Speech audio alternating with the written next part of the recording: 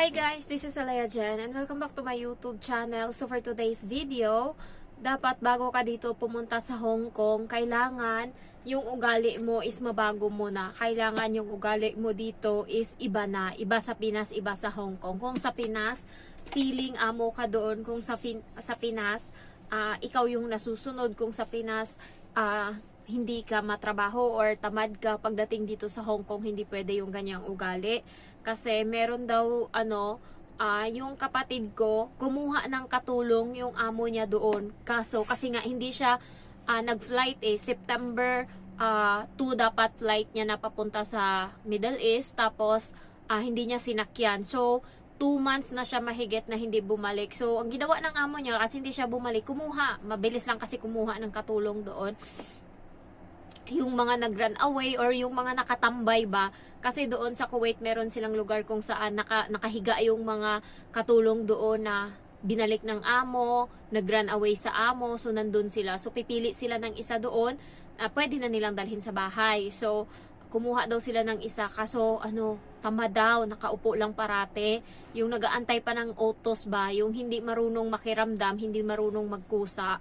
So sabi ng amo niyang babae, pabalikin nyo si Jenisa, pabalikin nyo, kay kung hindi, mamamatay talaga ako dito, hindi ako mamamatay talaga ako pag wala si Jenisa. So natawa yung kapatid ko, kaya alam nyo, yung amo niya na talaga mismong lalaki yung nag-asikaso lahat sa kapatid ko, siya na nakipag-usap na bumalik ka na dito, papadalan kitang tinaasan yung sahod niya guys, 150 KD na siya ngayon. So siguro mga nasa, magkano na yon?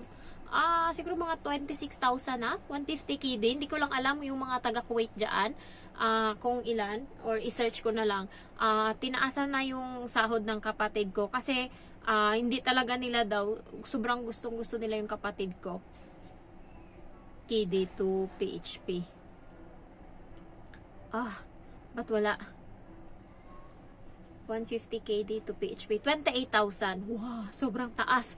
28,000 guys yung yung sahod niya na ngayon. Ganun yung amo niya sa kanya, kasi nga nung nawala yung kapatid ko, sa kanila lahat. So guys, kapag kasi sobrang sobrang dedicated mo sa trabaho mo, katulad sa akin, katulad sa kapatid ko, hahanap-hanapin ka talaga ng amo mo, hindi ka papakawalan. Kung man nataasan nila yung sahod mo, tataasan. Subukan ko dito sa amo ko sa susunod pag nag-break ako ng kontra, kung hahabulin ba nila ako. Feeling ko hahabulin ako, kasi wala na silang mahanap kahit hindi ako ganun ka talaga, pero tuwang-tuwa yung amo ko sa katangian ko. So ano nga ba yung guys, yung Indonesian kasi nakatulong, may ugali siya yung doon sa ng mama. Kasi mahilig siyang mag-cellphone. Yan, isa yan sa tas naho-homesick siya. So kasi parang may anak siya na iwan doon, yung focus niya, hindi siya nakafocus sa trabaho niya dito. Talagang yung anak niya, gusto niya nang umuwi, gusto niya na. So wala siyang ibang gustong gawin, no, nasa utak niya, uuwi lang talaga siya, uuwi. Yan. So dapat hindi yan yung gagawin niyo kapag kayo yung gustong pumunta dito ng abroad. Ilagay nyo sa isip nyo, kaya ako mag-a-abroad kasi para sa kinabukasan ng pamilya ko. Yung Indo naman kasi na yon, may napundar na yun kasi umabot na siya ng 6 years dito sa Hong Kong.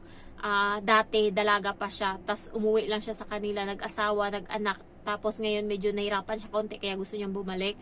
So dati nakapundar na siya, may malaki na siyang bahay, may sasakyan, kasi sa Indonesia daw ang laki daw ng pera nila na sinasahod dito sa Hong Kong. So may sasakyan na siya, meron siyang napundar, kaya hindi siya masyadong gipit ba.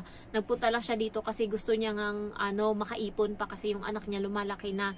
So ngayon parang hindi na nagmamatter sa kanya yung sahod. Ang gusto niya na lang talaga umuwi sa Pinas, kasi sa Indonesia. So yung kapatid ko, katulad sa akin, marunong magkusa ba, lahat ng bagay, mapalabas man niya ng bahay, hahatid niya yung alaga niya, lulutuan niya yung driver, ganyan-ganyan, alam niya lahat, hindi siya nakatunganga, alam niya na yung oras kung ano yung gagawin niya, yung pagkakasunod-sunod ng trabaho, ganun din sa akin dito. Kaya hinahanap-hanap kami ng mga amo namin. Hindi pa ako noon nag-renew, so 1 year pa lang ako noon, tapos magbabakasyon yung amo ko sa Thailand nung time na yon. Tapos tinanong nila ako, Jen, gusto mo bang umuwi? Sabi niya ganon. Tas, napakasimple lang ng sagot ko. Sabi ko, hindi ako uuwi, ma'am. Sa susunod na taon na lang. Tas, natahimik silang dalawa ng amo ko. Tas, nakatingin yung amo ko sa akin, babae. Nahimik. Kahit yung lalaki, tumigil sa ginagawa. Sabi niya, so uuwi ka, babalik ka pa ba nun? Sabi ko, tinatanong niyo ako kung magre-renew ako. Kasi 1 year pa lang ako nun eh. Tinatanong niyo ako kung magre-renew ako. Sabi niya, sana, oo, magre-renew ka pa ba? Sabi ko, kung kailangan niyo pa ako, edi sige, ganun lang. Kasi nung time na yun, hindi ako pwedeng humindi, ganyan. Sabi niya, o di, renew ka namin kasi yun naman talaga yung gusto namin eh. Ayun, sabi ko, sa susunod na taon na ako uwi kasi sakto, ano ko yun, saktong 2 years ko para makaano ako sa Pinas, may pera, ganyan. Sabi ko kasi may naasikaso pa ako ngayon. So, nung bago akong balik dito, guys, galing sa Renyo, medyo nag-iba yung ugali ng amo ko. Medyo naging maldita siya, ganyan.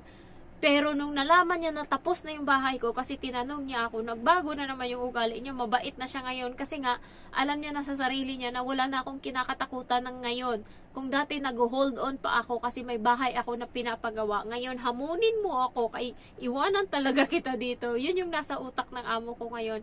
Sobrang bait niya na. Tingnan mo, eto, binigay niya to sa akin. Yan. Mahilig na siya magbigay. Gusto mo, ganun na siya uli.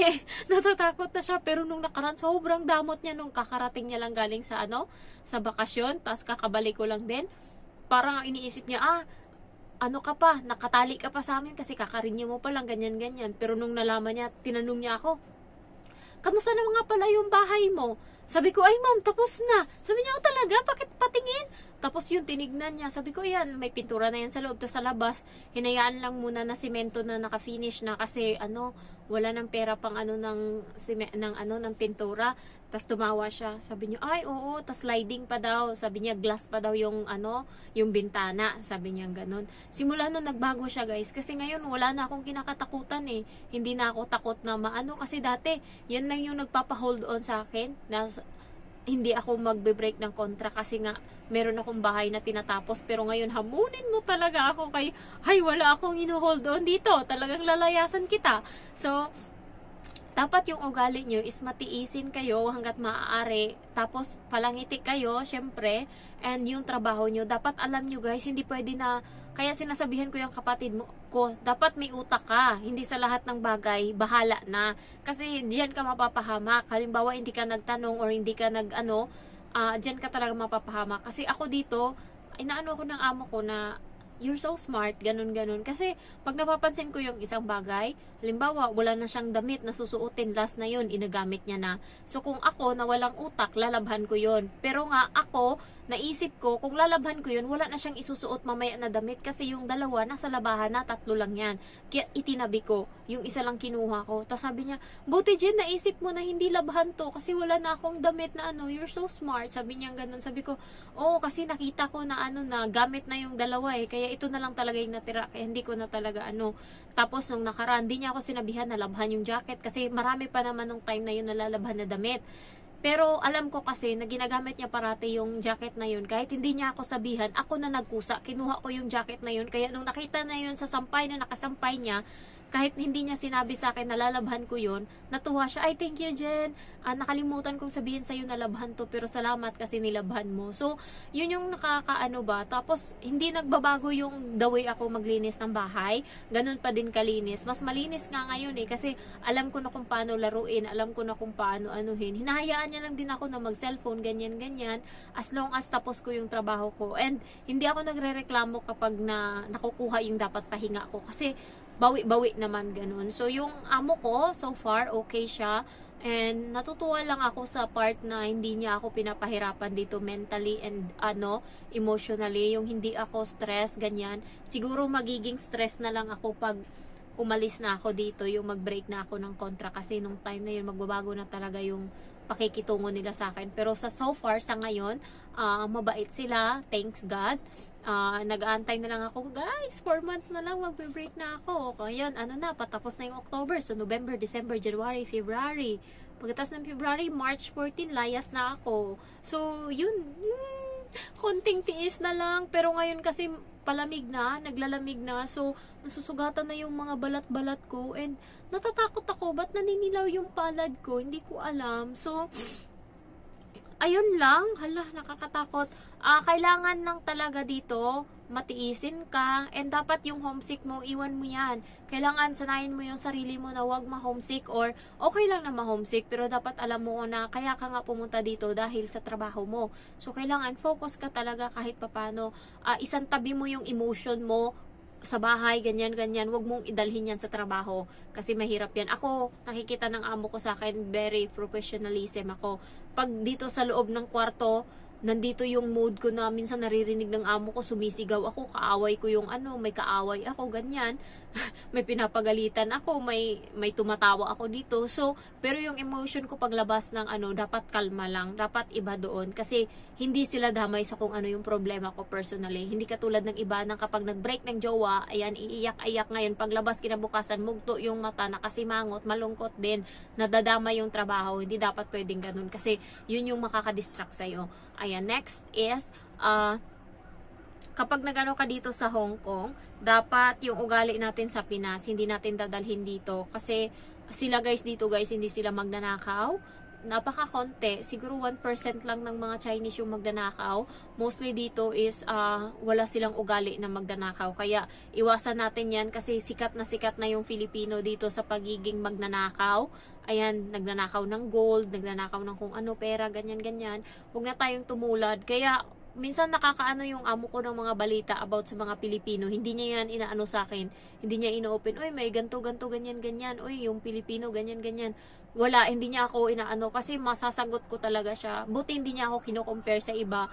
Hinahayaan niya lang ako, hindi niya ako kino-compare sa ibang Pilipino. Hindi masama. Masama siguro yung tingin niya sa iba, sa mga Pilipino. Pero hindi niya ako dinadamay na wag mo akong idamay dyan. Kaya iba ako, iba sila. So, pero ang baba ng tingin niya sa mga Indian. So, nung nakaraan, sumakay siya ng ay nag-book sila ng taxi. Tapos yung taxi hindi bumaba doon sa mismo kung saan niya pinin, nagalit siya. Paano kasi Indian yung driver, gumanon siya. Parang ang baba ng tingin niya talaga. Tapos inaway nila yung Indian nung paghatid ko sa sa maleta. Inaway nilang dalawang mag-asawa. Isumasagot din yung Indian. Sabi niya, ba't ako doon? Ba't ako magpa-park doon? Ito dapat yung parkingan kasi ang hirap doon, ganyan.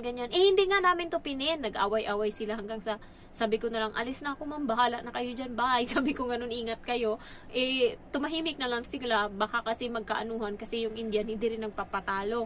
So, ayan, na-share ko lang sa inyo, dapat yung ugali nyo is isipin nyo talaga katulong kayo dito na dapat pakumbaba, ganyan, dapat tiis, dapat focus lang kasi araw-araw naman na lumilipas, hindi nila mapipigilan yan. Sa sahod ka talaga matatapos yung isang buwan. Tingnan mo, sa sahod na ako sunod na linggo kasi 29 na sa Miyerkules. So, mga Friday, sa sahod na ako. Diba?